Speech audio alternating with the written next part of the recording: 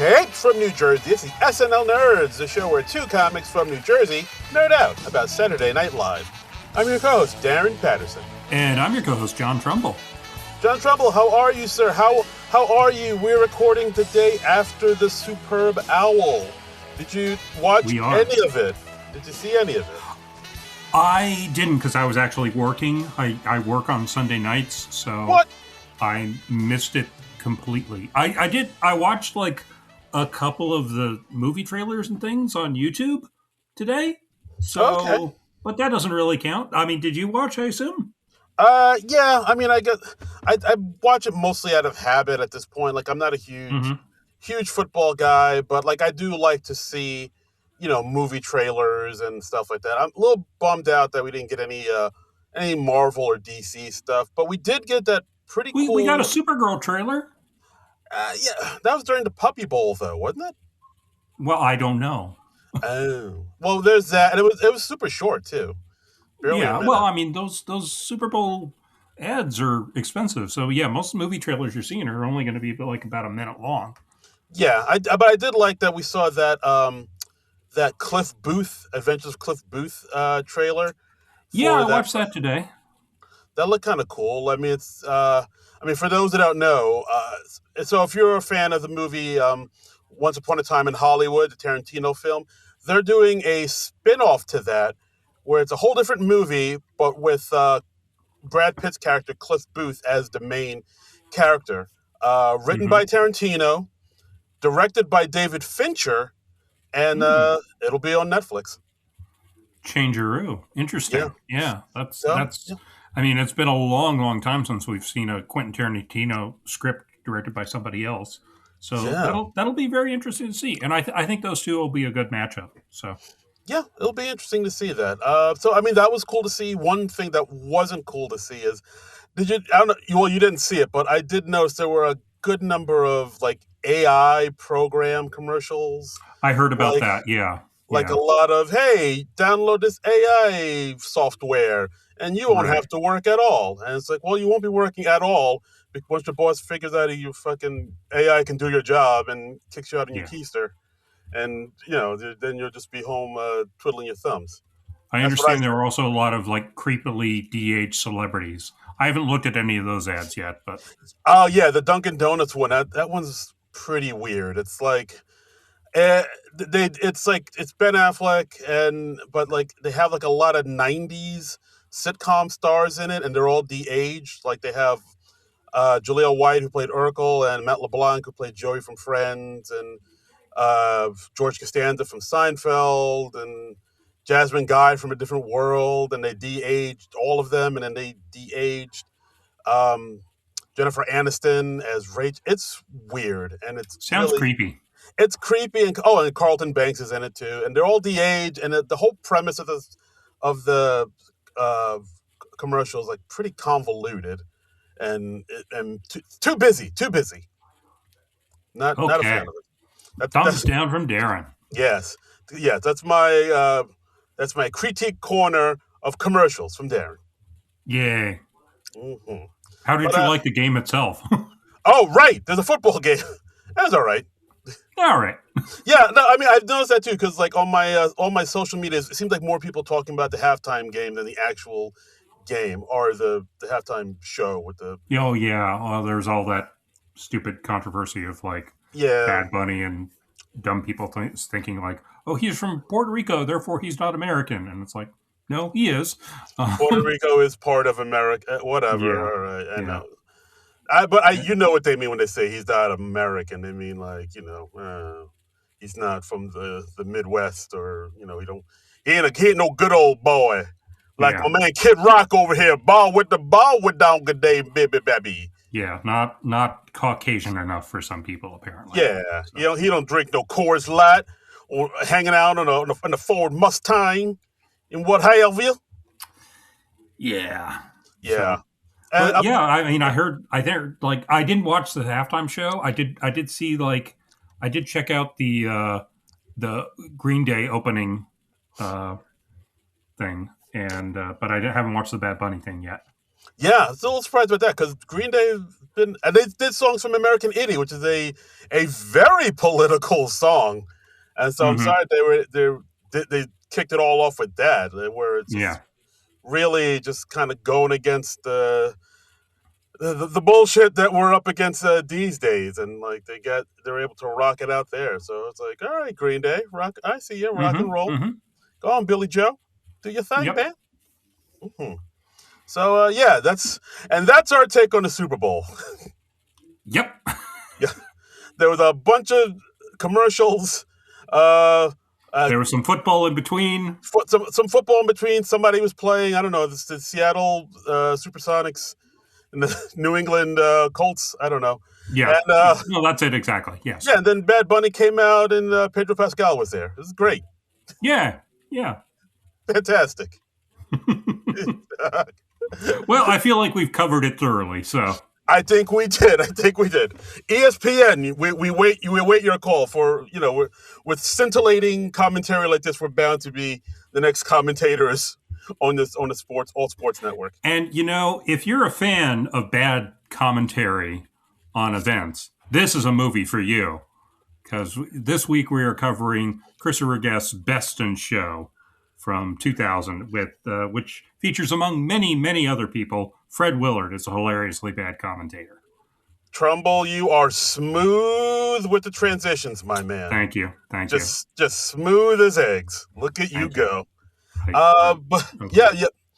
yeah, in honor of the late great Catherine O'Hara, we'll be talking about Best in Show, directed by Christopher Guest, written by Guest and Eugene Levy. Came out September 29th in the year 2000. And, if you're wondering why we're not doing some of the other Christopher Guest movies that Catherine O'Hara was in, it was like, hey, why aren't you doing Waiting for Guffman? Why aren't you doing A Mighty Wind? Well, we've already done both of those, okay? So, Yeah, first off, get off our case. Yeah, shut the fuck up and get off our back, man. We need you to you're at like a 10. We need you at like a 2, okay? Yeah, you're coming in hot. Just calm down a little bit. We're professionals. Yeah, we know what we're doing. We know how doing. to do this. Calm the fuck down. Yeah. Don't get your britches in a knot. We need you to like take a few steps back and just chill. Just think about your life for a minute, okay? Yeah, chill, bro. Chill.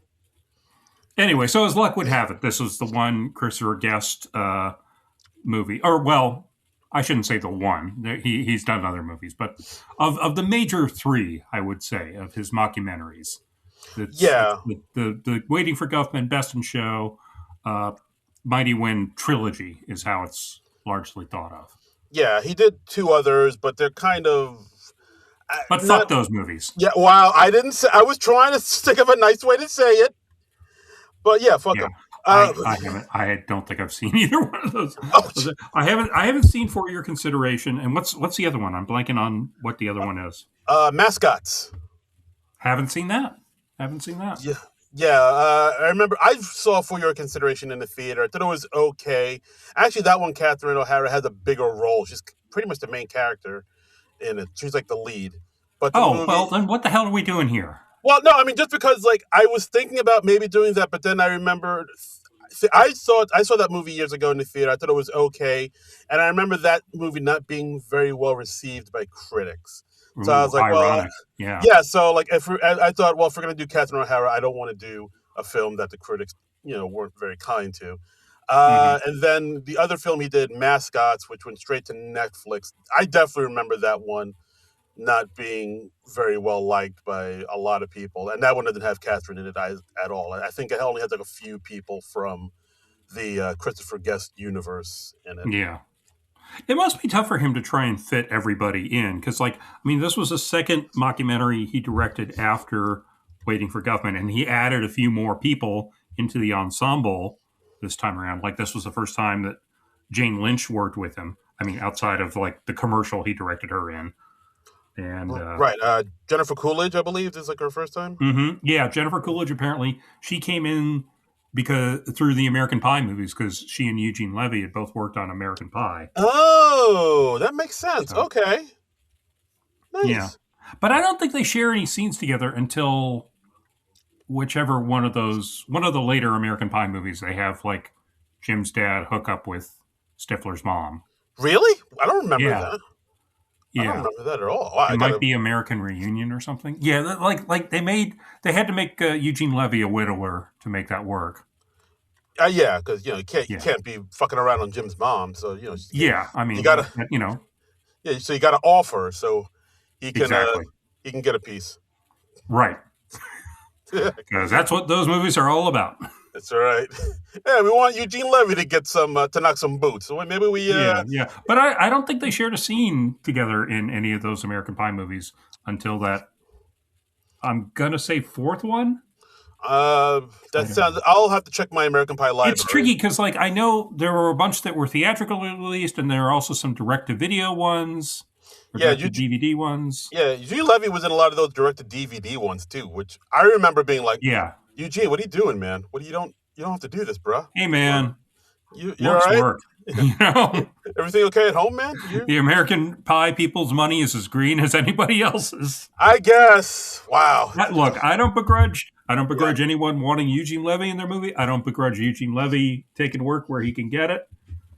yeah, Take that's that true. money and run, brother. That's true. I've done more for way less. You're right, Yeah. but we won't get into that. But, Uh, you know, when I sat down to watch this movie, I was like, oh, hey, this will be great. I'm looking forward to revisiting this because I had like pleasant memories of it.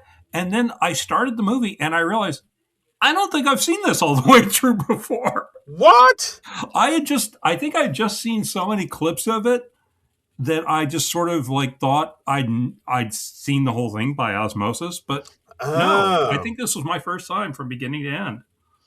interesting. Oh, wow. So this is the first Yeah. time watch for you, my friend. So I could have sworn I'd seen it at least once before. I think I might have owned this movie at one point, but I think I never got around to actually watching it from beginning to Yeah, end. So, yeah. No, this was a. I remember this movie being a pretty big hit when it hmm came out. Like Waiting for Guffman was like a modest, almost like underground hit, but this one, like I think like the mainstream kind of caught on to this one.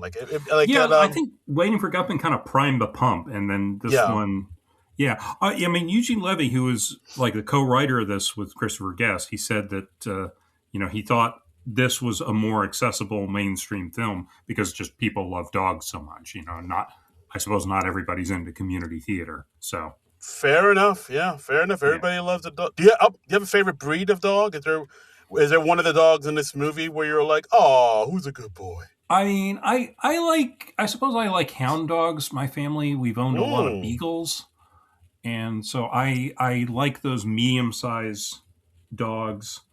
Um, I've had some encounters with some other breeds, and they're Oh, that sounds. like some other breeds, they're a lot more hassle. Yeah. Like say like a big one of those big furry dogs, one of those super drooly dogs.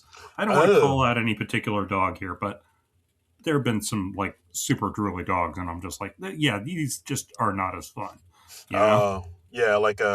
I know what you're talking about. We don't want to do any But dog but but, slander. but let me emphasize, all dogs are good dogs. Yeah. Who's Yeah, a good boy?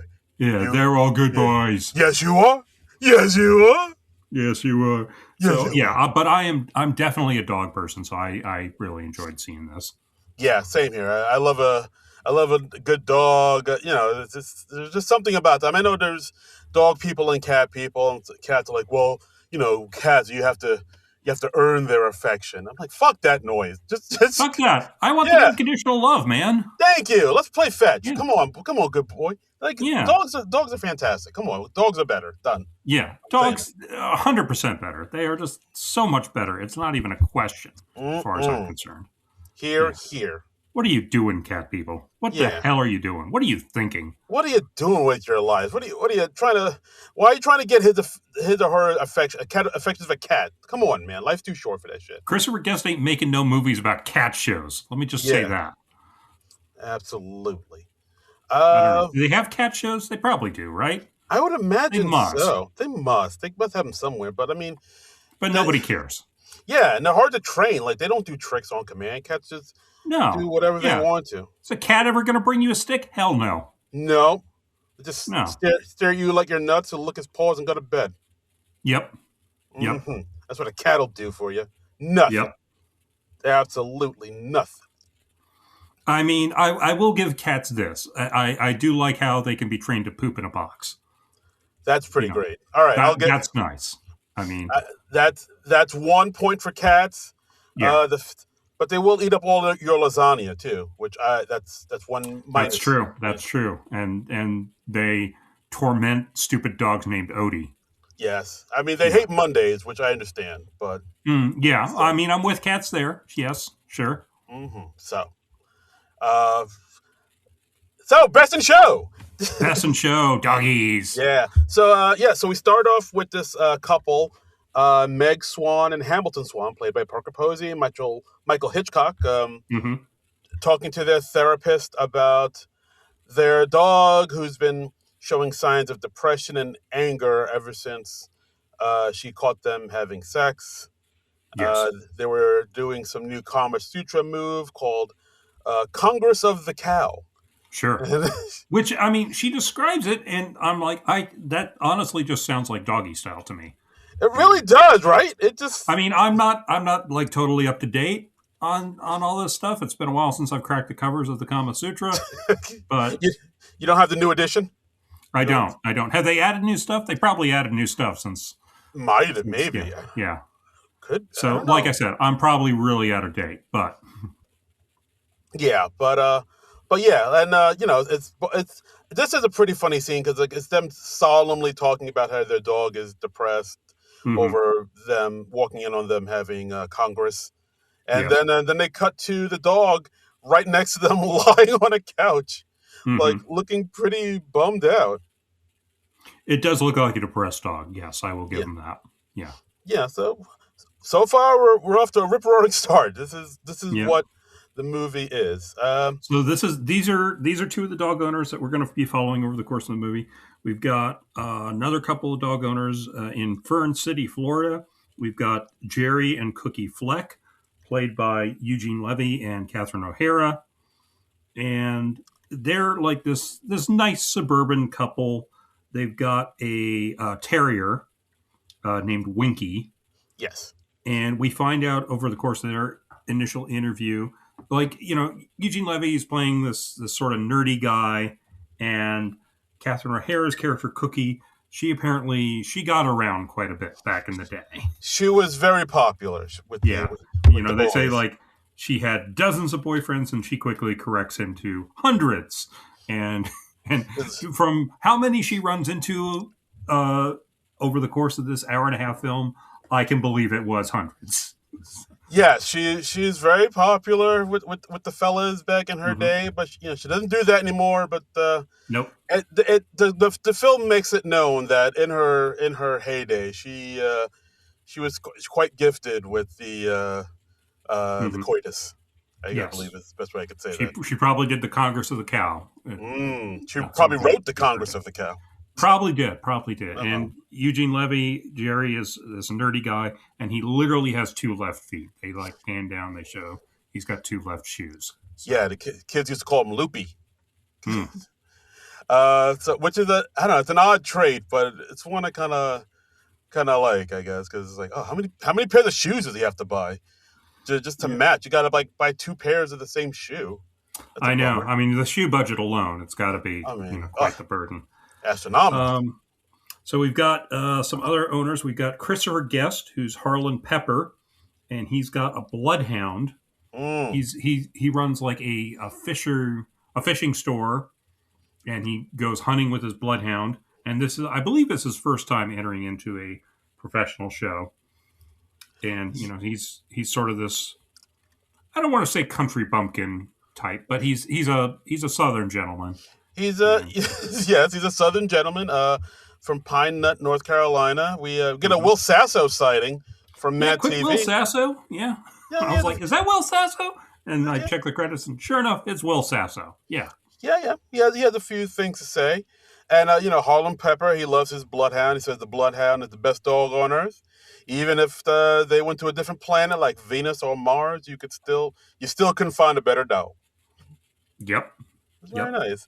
Yeah, it's interesting how Christopher Guest kind of gets into these worlds, these communities that maybe aren't super well known by the mainstream, and he kind of shines a light on them. But like he doesn't make fun of them. He rides that line of not making fun of them, but just kind of showing how interesting and earnest and maybe even a little bit quirky they are. He's good at that. And speaking of quirky, we got Michael McKean and John Michael Higgins as a couple, Scott Dolan and Stefan Vanderhoof. Mm-hmm. And they cut hair and they groom dogs. They're in New York City. Mm-hmm. And they've got, they've got a Shih Tzu that they're entering into the competition. Yeah. I every time I hear the name of that dog, a little part of me giggles a little bit, and I feel so childish, and I apologize, guys. Yeah. Well, we are mentally 12. Yes, exactly. But yeah, I like how John Michael Higgins plays the character Scott. Very flamboyant, I guess I could say. Mm-hmm. It's like they're at the butcher shop getting meat, and of course he says something like, "Oh, just give me one of those pepperoni sticks. I just want to hold it." Yeah. And Stefan's like, "Please, will you stop it?" Like little things like that, a little back and forth banter, and talk about how they met and how Scott used to be a wild man in his days. Then they cut to a picture of Scott dressed as Carmen Miranda, and he's spanking a man's bare bottom in someone's kitchen. Sure, like, as you do. Like that's all right. This is gonna be quite the doc.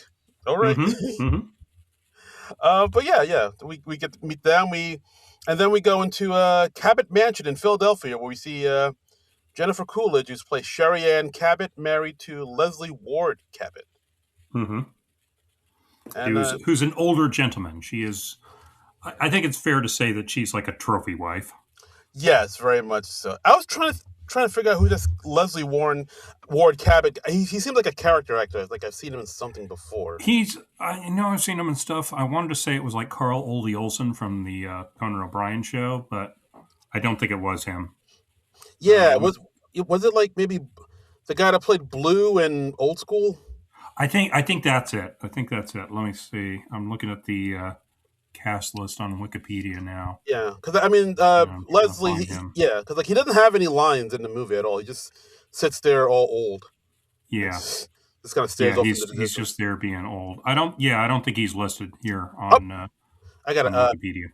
Patrick Cranshaw. Okay. Boom. Did he also play Blue? Let me see. Still looking. Yep, he did. It was Blue. Oh, I'm right. My boy Blue. You're my boy Blue. All right. Well, that's why he looked familiar. Old School. He was in Old School.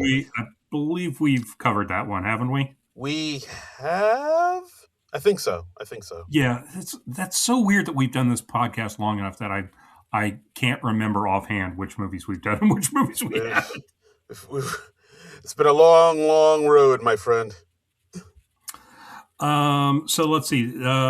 Sherry Ann also has a trainer for her dog, and it's this big poodle called Rhapsody in White. And the dog handler is Christy Cummings, who's played by Jane Lynch, who runs a kennel. And Rhapsody in White has taken the prize like the last 2 years, so they're like gunning for a third. Yeah, absolutely. I mean, Jane Lynch, always hilarious. Mm-hmm. I think she had some funny lines in here too. Like she's talking about how, like, she had a close relationship with Sherry, and the two of them are like a family, and the dog is like their child, and it's like, oh, it's sort of like the family I grew up in, where my father was like the strict disciplinarian, which is like me, and my mother was the one giving unconditional love all the time, like my mom was, like Sherry does. And like that worked out great for them until my mom committed suicide in 1981. Yeah. I was like, Jesus Christ. And Jane Lynch is so good at just like throwaway lines like that, and she can just deliver it in that sort of that false peppy manner. She's so good at that. Mm-hmm. And let's see who else we got. We got Bob Balaban, who's Theodore Miliband III, who runs the Mayflower Dog Show. Yes. No relation to the Westminster Dog Show. No, not at all. No, not at all. Any resemblance is purely coincidental. Yeah. I mean, there are millions of dog shows out there. I mean, come on now. Yeah. Yeah, we got the great Don Lake as Grant Chisholm, the Mayflower Show chairman. Yeah. Who's like kind of running things. And then we get to know our couple from the beginning of this film, Megan Hamilton Swan from Moordale, Illinois. A couple of these towns I've looked up. I don't think they actually exist. They just choose fictional towns. I feel so betrayed. I know. Fern City, Florida, not a town. Damn it. Right? What the hell? I'm flabbergasted. Yeah. Anyway, the Swans, they met when they were both going to a Starbucks, but they were two different Starbucks across from each other. And they are catalog people. They order things from LL Bean and Eddie Bauer and that sort of thing. They're very preppy. They're very lot of tan, a lot of earth tones in their wardrobe. Yeah, they both wear braces for some reason. Yeah. And they really love shopping from catalogs. Like, it's so much easier than dealing with people. Yeah, which I get that. I get that. I got an Amazon delivery just today, and it was pretty sweet. Didn't have to deal with people. You don't have to talk to anybody. It's fantastic. I know. It was nice. Yay, isolation. Yay. Right. So everybody, all the various characters, they're taking road trips to get to the show, the big show. Yeah, Jerry and Cookie are gonna drive. The big show's in Philadelphia. They're gonna drive up. They're gonna see the Liberty Bell. They're gonna see where they make the cream cheese. Sure. And Cookie wants to drive to Akron, Ohio, to see one of her old friends, Max Berman. Yeah, played by Larry Miller. Played by Larry Miller, and of course Jerry's like a little hesitant to do it because Ohio is way out of the way. Like, Ohio's nowhere near Philadelphia. And we do also get to see them sing God Loves a Terrier, which is, one of the first times we hear Eugene and Catherine Harris sing together before they go on to be in Mighty Wind, which is lovely. Yeah. They stop and visit Max and his wife Faye. His wife Faye is played by Lindy Cash. And Max is being very forward with Cookie. He keeps coming on to her throughout. Yeah. When they first meet, he literally just kisses her long and hard on the lips, right. Yeah, it's one of those kisses where he's puts his hand behind her back and kind of dips her down. Yeah. Is there a term for that type of kiss? I don't even know. I don't know. It's like a ballroom. It's the kind of kiss like a hero would give to the heroine at the end of a movie or something. Yeah, it's like that kiss when that sailor kissed that lady in Times Square. At the end of World War II. Yeah. Yeah, without her consent. It's like one of those kisses. Yeah. That famous photograph that in retrospect is really super creepy because that she didn't know the guy at all. and if you look at her body language, she's just kind of like, ah! Yeah. Oh boy. And which by the by, Max kisses Cookie right in front of Jerry. And I'm sorry, guys, bros, if you're listening out there in this podcast, if some bozo kisses your lady on the lips, you have to fight him. You gotta throw her down. You have to. Down, man. He's going to catch these hands. All right. That's right. That's right. That's like he's smacking you with the white glove. You gotta knuckle up, and ask this motherfucker how many lumps he wants, because you have to. You have to fight him. Do that in front of to Darren's wife, in front of Darren. He's going to introduce you to Chester A. Arthur and Mallard Fillmore. Those are the names of his fists. That's right. The deli's open, and I'm serving up knuckle sandwiches. Ba ba ba. That's right. Boom, boom. That's right. Welcome to the Terror Dome, motherfucker. Yeah, that's right. Yeah. Welcome to the jungle. Darren will body slam you, man. That's right. I'll walk. You'll see me coming down the aisle like WWF style. Like, oh my God, it's Terry Patterson. He's got a folding chair. He'll slam it over your head. Yeah. I've seen it happen. It's not pretty, folks. It's crazy, yeah. It's not pretty. That guy is still in traction. Yeah, I strut down like the Macho Man and shit fireworks go off. Shit's about to pop You off. have a feather boa that comes out of nowhere. I don't know where you get that. It just appears on you. I keep it on me at all times. You never know. Oh, okay. All right. Well, that's good. Yeah, because you never know. That's right. Hey, sometimes you got to serve up a little justice, a little knuckle justice. That's right. That's right. So, wow. Yeah, this turned into like a Joe Rogan podcast for a minute. Wow. So, yeah, we find out over the course of this incredibly awkward dinner that Max, Cookie's old boyfriend, he's a chief hostage negotiator. He's like, oh, yeah, here's a little secret of the trade. They always jump. They all jump. They all jump. He's like, he hasn't saved a single. And they also have a very odd child, their son Zach, who takes the dog Winky outside, and then they find him, and he's on the roof of their garage.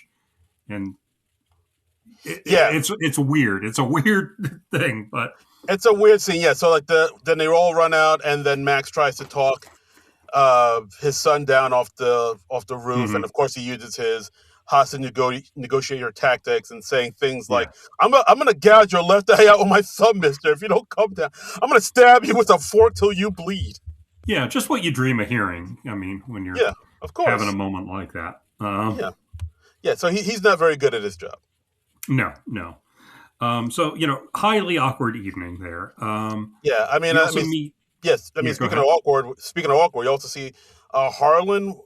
He's taking a Winnebago up to Philly, and at one point he's practicing like his ventriloquism for a few minutes. Like he has like this huge ventriloquist dummy. Just that's a little odd hobby he has on the side. Yep.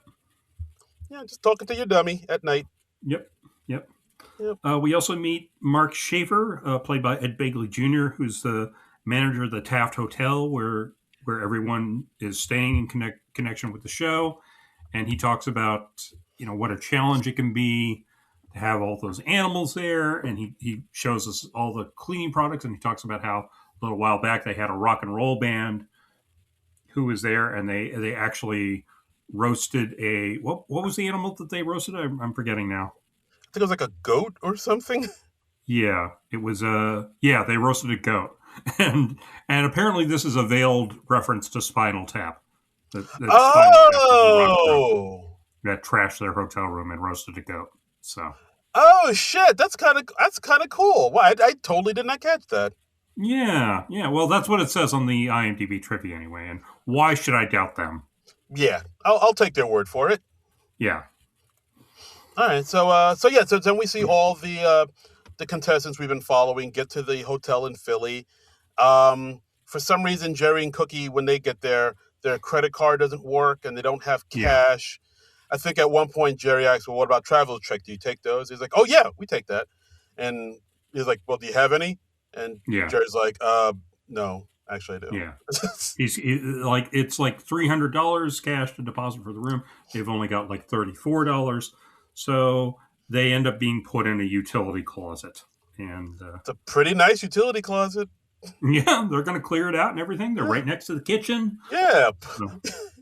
Yeah, just tell the wait staff, you want your food sent to your utility closet. It's the only one here, so they'll bring it right to you. Yeah, and they have sort of a cocktail hour event, so all of the dog owners can get to know each other before the event, before the show. And Catherine O'Hara had a really nice touch where she has her name tag, but she actually has it on her skin, like she's wearing like sort of a scoop neck top, and she instead of putting the name tag on her blouse, she puts it on her skin, which I've never seen anyone do before. But just I really like that. It was a really nice touch. Yeah, part of me was thinking, all right, what was the logic behind that? Maybe she doesn't want to get the sticky stuff on her top.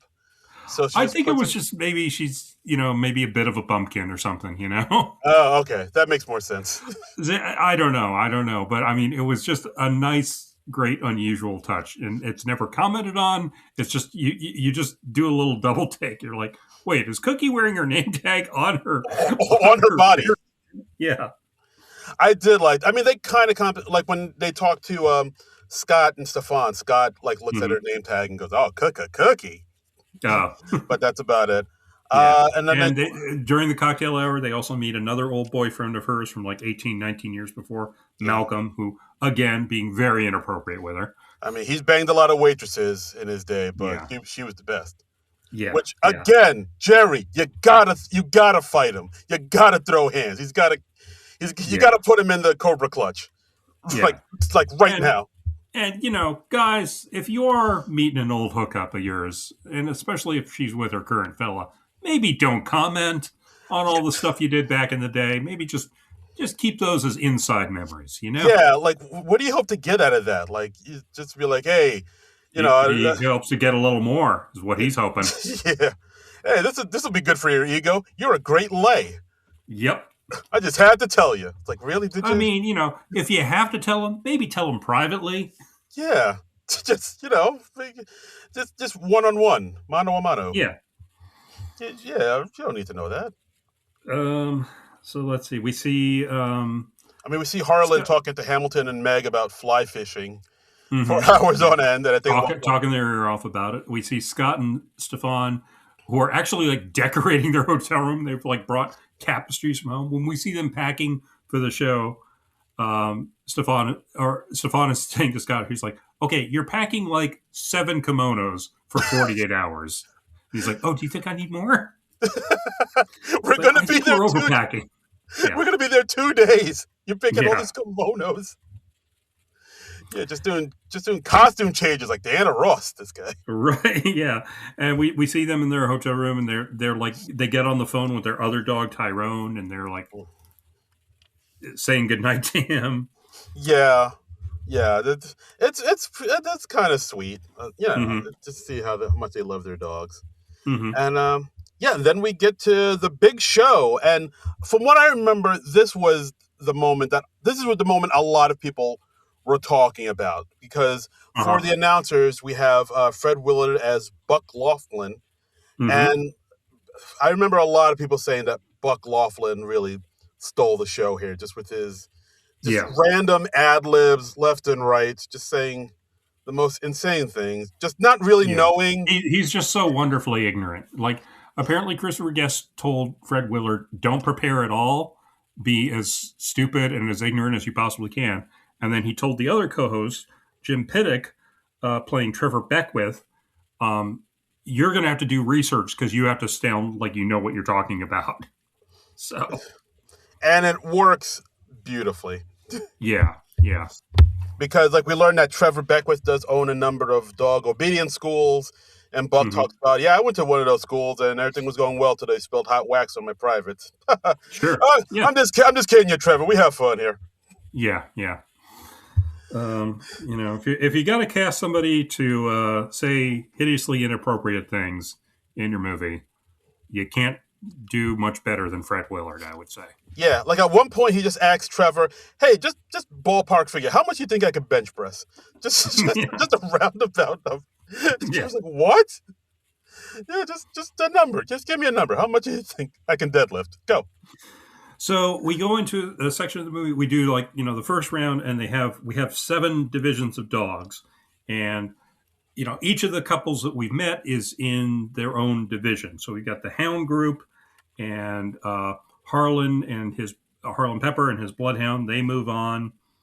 We've got the toy group. Scott and the Shih Tzu move on. We've got the Terrier group. Winky, the Norwich Terrier from Jerry and Cookie, moves on. We got a bit of a curveball with the sporting group with the Swans, who before they go on, they can't find their dog's favorite toy, which is a little bumblebee, Right. a little squeaky toy, and apparently that really calms their dog down. And Meg goes back to the hotel room to try and find it. She goes to a pet store that's nearby to try and find a replacement, but she can't find a matching item. Yeah, she goes like full Karen on everybody. She does. And apparently, they edited out scenes of her like taking drugs so that they could preserve a PG rating. Oh, I read, yeah. Really? So, What? Wait, she's. I don't know what she's on, but it just said that she's Mm. taking some sort of drugs, and they had to remove those scenes to preserve the rating. So Interesting. Huh. Yeah, so maybe that explains some of her slightly erratic behavior. Oh, she's whacking on the Because junk. All yeah, right. I hear yeah. you. All right. Interesting. So when Weinenharmer, their dog, is in the sporting group, they Hamilton can't control their dog, and so their dog is disqualified. Yeah, the dog like Yeah, jumps on the judge, and yeah, of course, Bug is like, "Whoa, that he went after her like she was made out of ham." yeah, yeah. And that was good. I like that they gave us a little bit of a curveball because this middle section it is kind of predictable because otherwise it's like all the people we're following, all their dogs move on, of course. Right. Um, and we see Jennifer Coolidge as Sherry Ann. She's like very nervous, so we see her out. She's out getting popcorn, and her dog Rhapsody in White is in the non-sporting category, and she moves on. Yeah, yeah. Like I think Jennifer Coolidge's character kind of takes on this trait of just eating a lot. Mm-hmm. Like I noticed, like around this point, because like then towards the end of the movie, she eats eating more and more. So I was like, oh, is that like a new? Yeah, she's eating yogurt. Yeah. Yeah. So I was like, oh, is that like a new trait that they just kind of added on? Could be. Could be. Yeah. Yeah, it kind of threw me off a little bit, but it's interesting. But Uh, yeah, but Sherry Ann's very nervous about it, and but Jane Lynch is like an old pro, is the handler, and Rhapsody in White moves on, and then we see the two of them right afterwards, and the camera catches them in a passionate embrace. Let's say yes, a lover's embrace, the love that dare yes. not speak its name, So and yeah, so they yeah, they develop feelings for each other. yeah, the camera catches it. I think Scott and Stefan see it too. It seems like they might have cut out a little bit more because it seems like Scott and Hmm. Stefan know all about Christy Cummings. She seems to have like some type of reputation, but the movie never really goes into that reputation, like how she's known in these circles or anything like that. And it seems like Scott and Stefan are super fond of her, like the way they talk about her or anything Hmm. like that. So like when they see her and Sherry Ann like embrace in a lover's embrace, and they're like, "Oh, Rhapsody has two mommies now." Yeah, yeah. It's always interesting, and yeah, and then we hear some other Buck Laughlin non sequiturs, like talks about an idea he has for a book called "Women Bathing Their Dogs." Yep. Like you get water all over, It's soapy, soapy. and I'll let you use your imagination. Yeah. Yeah, and one I don't know why I laughed at this, but when uh, Megan Hamilton's dog jumped on the judge, and the judge was and the dog was dismissed. He says something like, "Oh well, he's still a champion, even though he was sent off in disgrace, like Shoeless Joe Jackson." Yeah, yeah. We still talk about him I today. was like, Yeah, "Shoeless Joe Jackson."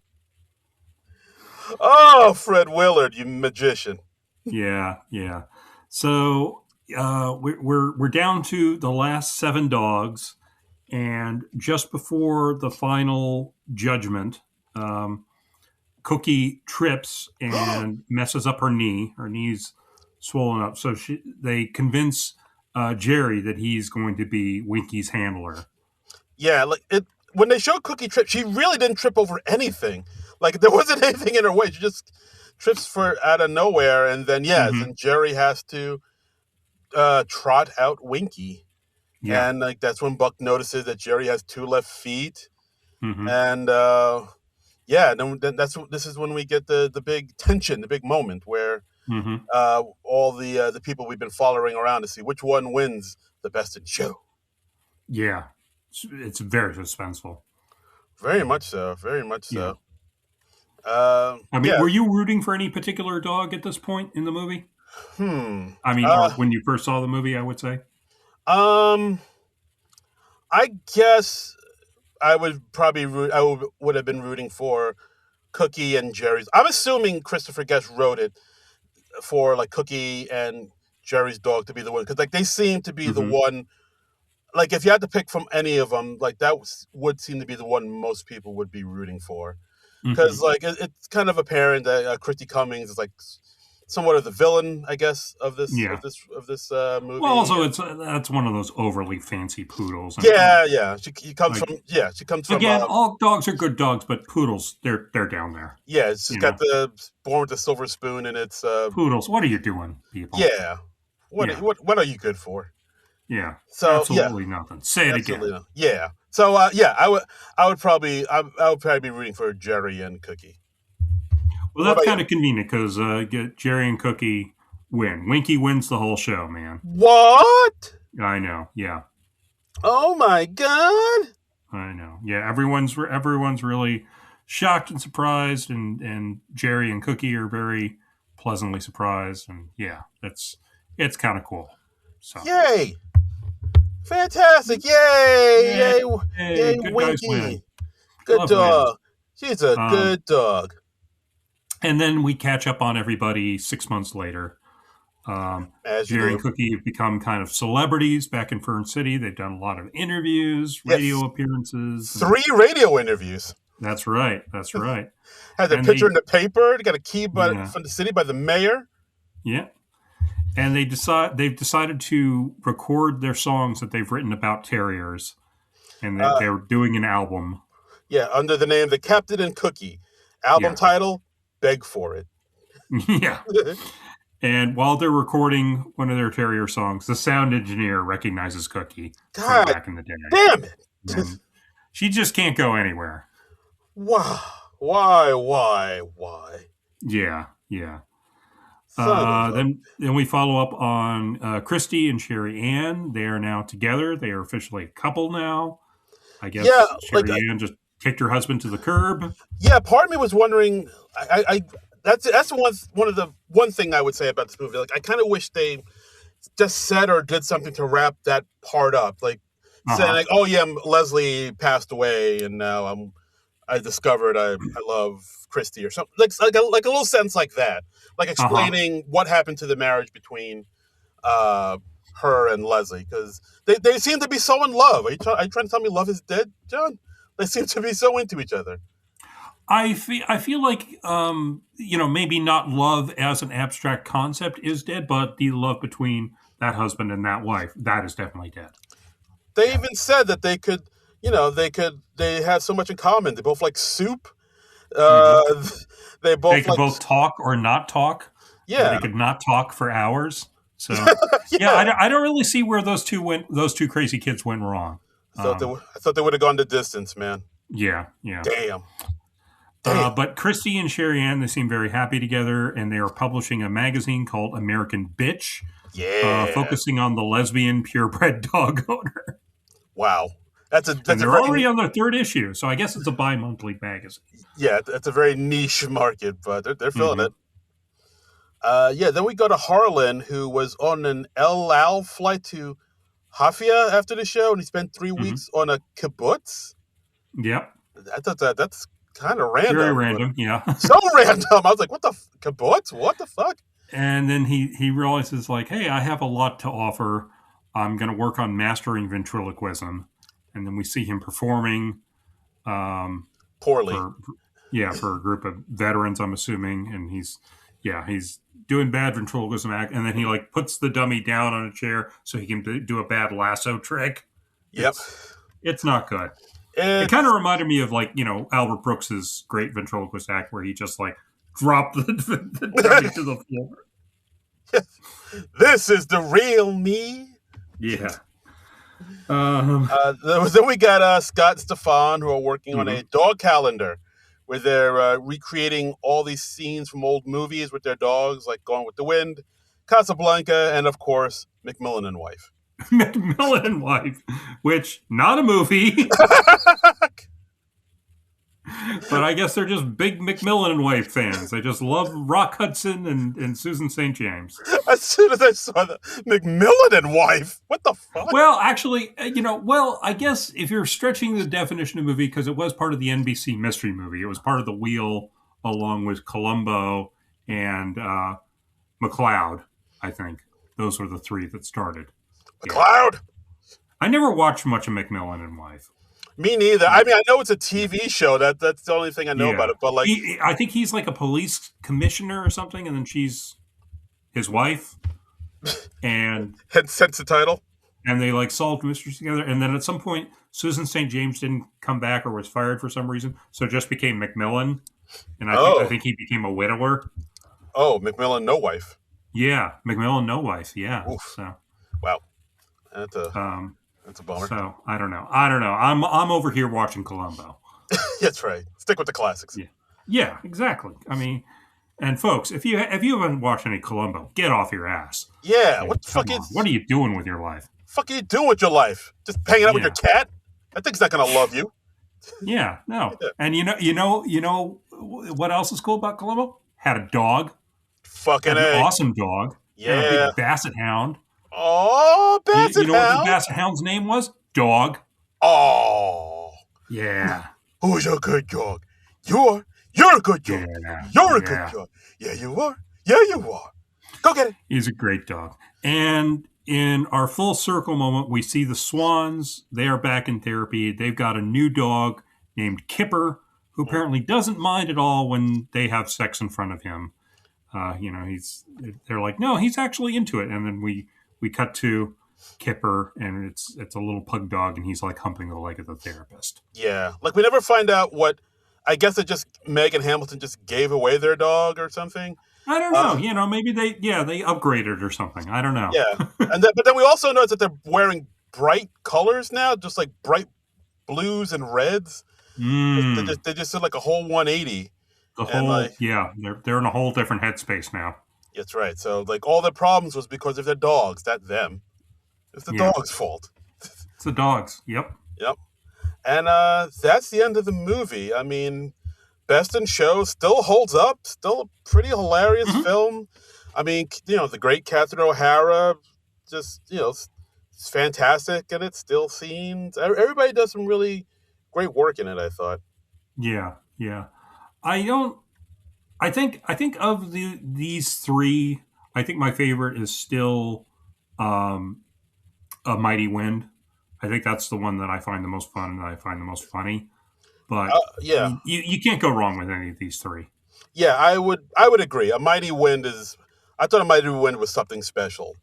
Like it's definitely my favorite out of the three, just because it also has a lot of heart in it too, like with the the folk singing and like that one song with Mitch and Mickey singing and Kiss. And it's such a pretty song. Kiss at the End of the Rainbow, man. Come on. Yeah. Oh, and we have a sort of pseudo Spinal Tap reunion as the Folksmen.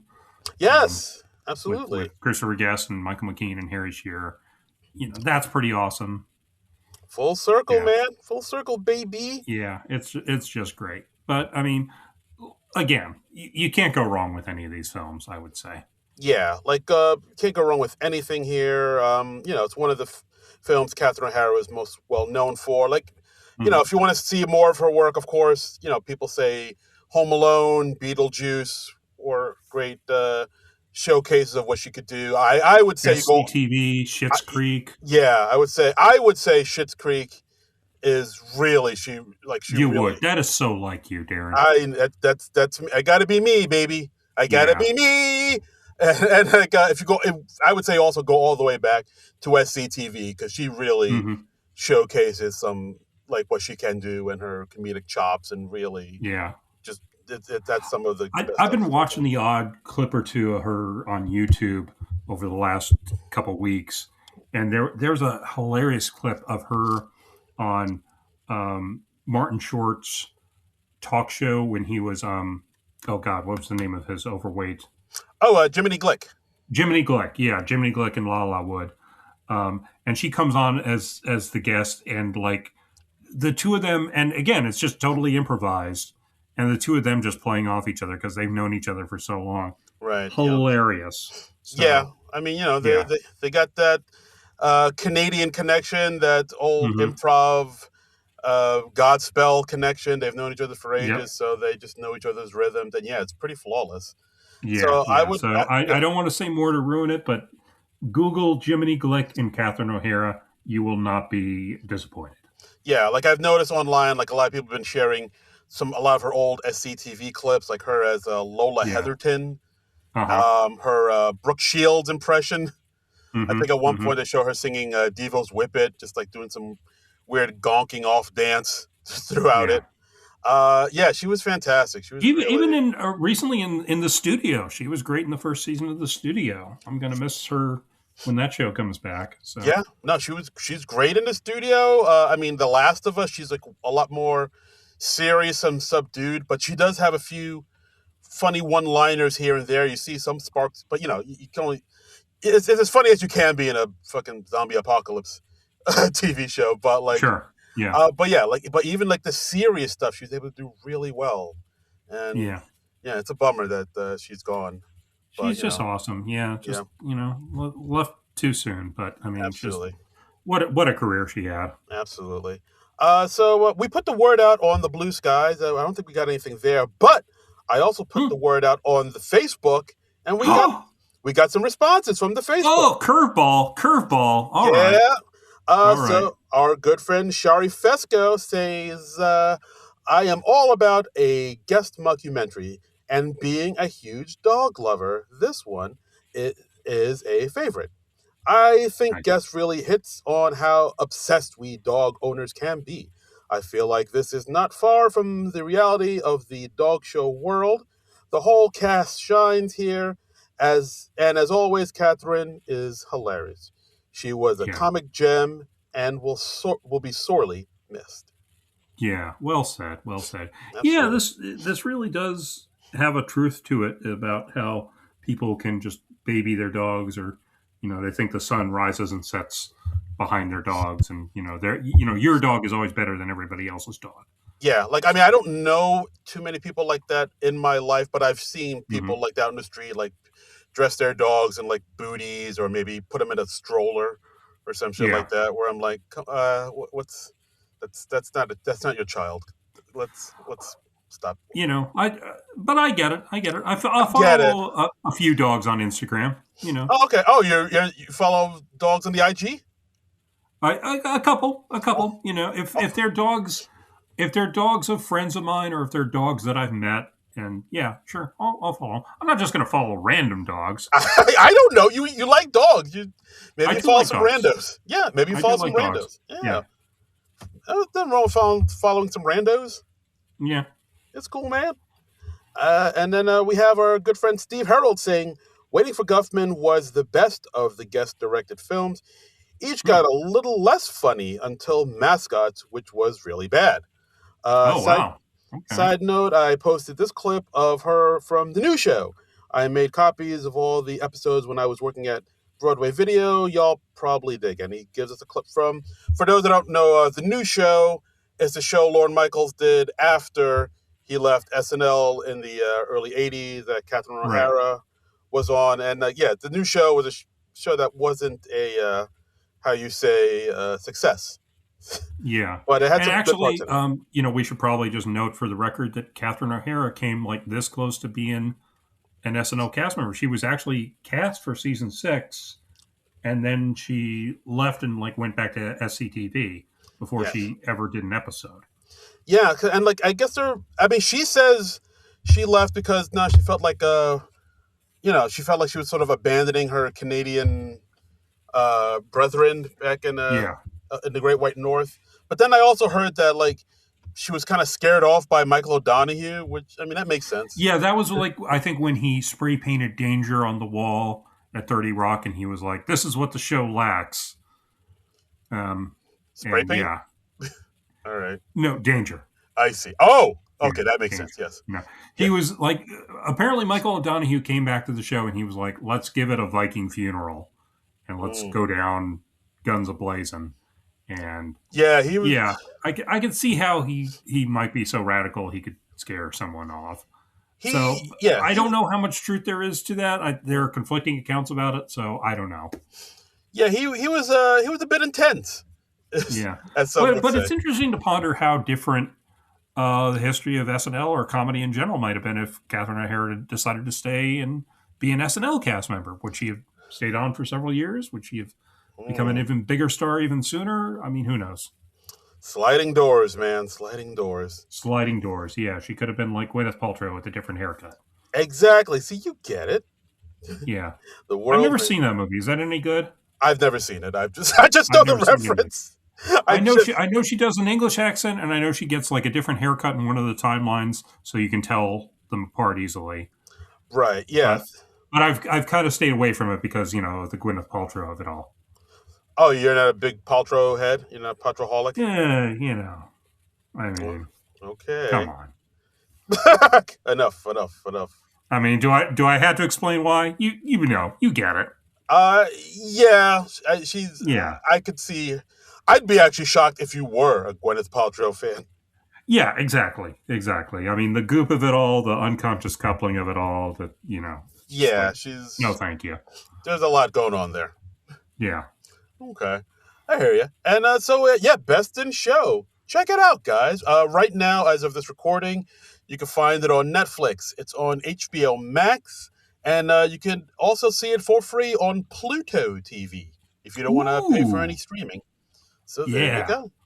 Go for the free shit. Yeah, that's right. Don't pay for shit. That's good stuff. Yeah. It's better when it's free. Oh, yeah. Okay. And that's it. That's our episode, guys. Thanks for listening to the podcast as always. You can follow us on the Blue Skies at SNL Nerds. You can listen to this nonsense on our YouTube page, Non-Productive.com. And as always, you could donate. There's a whole playlist of everything we've done. We got it all. If you want to hear more Christopher Guest movies, you can hear us talk about Waiting for Guffman and Mighty Wind and stuff. And, you know, we'll probably do others later. We might finish it up. We might do mascots and For Your Consideration. Who knows? That's right. Yeah. You never know. Who the fuck knows? And and as always, you can follow me on all the social medias at Darren Credible, DARIN Credible. You can follow me on all the socials at Trumbull Comic. That's TRUMBULL and the word comic. And, well, I mean, SNL, they're still off right now because we got the whole Winter Olympics thing going on. So what are we going to do? What is a notable thing in February that we could cover and we could find some movie relating to that? Do you have any ideas? I have an idea. It's an idea we've been talking about and we joked about, and I feel like I say we do it. This might be a controversial one. We don't shy away from controversy here, but no, we don't. We run towards controversy. We're like moths to the flame. So lay it on me, man. Let me hear this controversial choice. So it is Black History Month.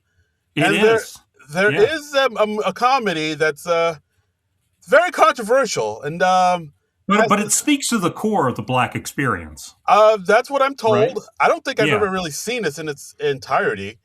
Oh, really? Okay. Yeah, but this film, it had a bit of a history. Did not age well, ladies and gentlemen. Boys I don't think it was good at the time. Huh? I don't think it was good at the time, Darren. Yeah, no, this one, I'm looking at it now. Like, it's making me I'm a little nervous about this one, but in a good way. Yeah, I didn't realize you hadn't seen it before. I think I saw bits and pieces of it. I don't think I saw the whole thing. Okay, all right. But folks, we're going to do it. We're doing Soul Man, the movie with C. Thomas Howell, Ray Dong Chung, James Earl Jones, and Julia Louis-Dreyfus. Yes, Julia Louis-Dreyfus. Apparently, you have to have 3 names to be in this movie. Yes. Yeah.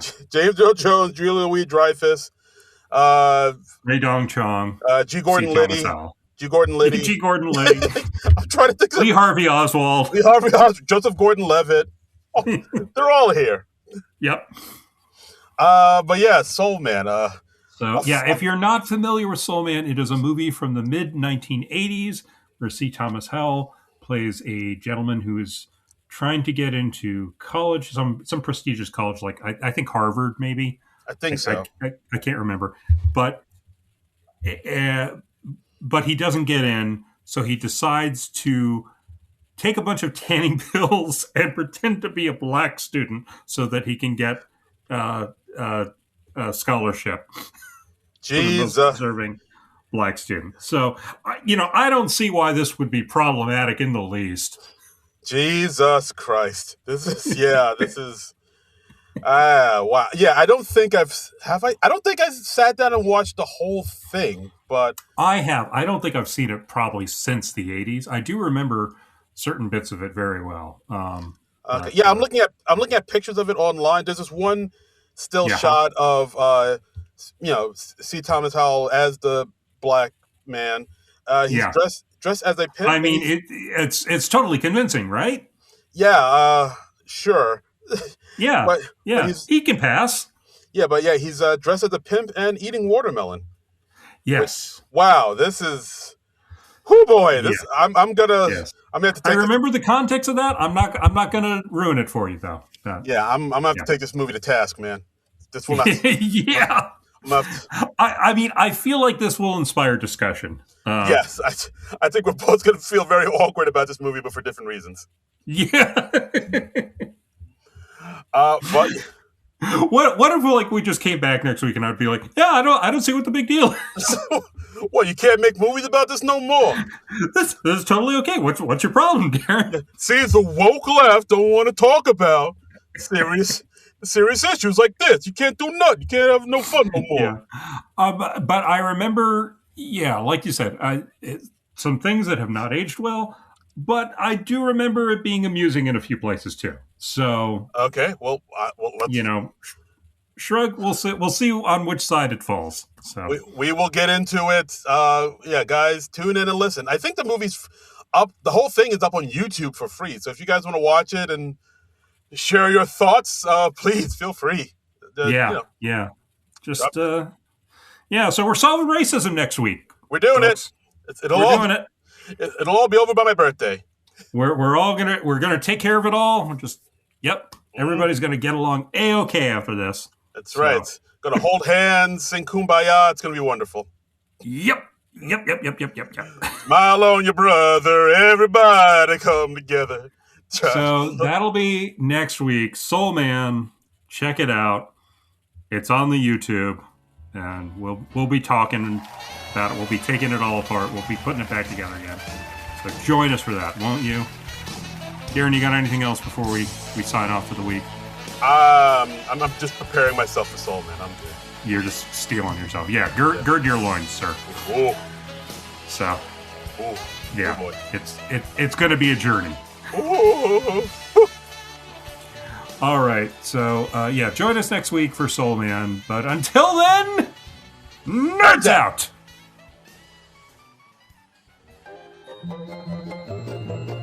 This has been a non-productive media presentation. Executive producer Frank Hablawi. This program and many others like it on the Non-Productive Network is distributed under a Creative Commons Attribution Non-Commercial No Derivatives license. Please share it, but ask before trying to change it or sell it. For more information, visit non-productive.com.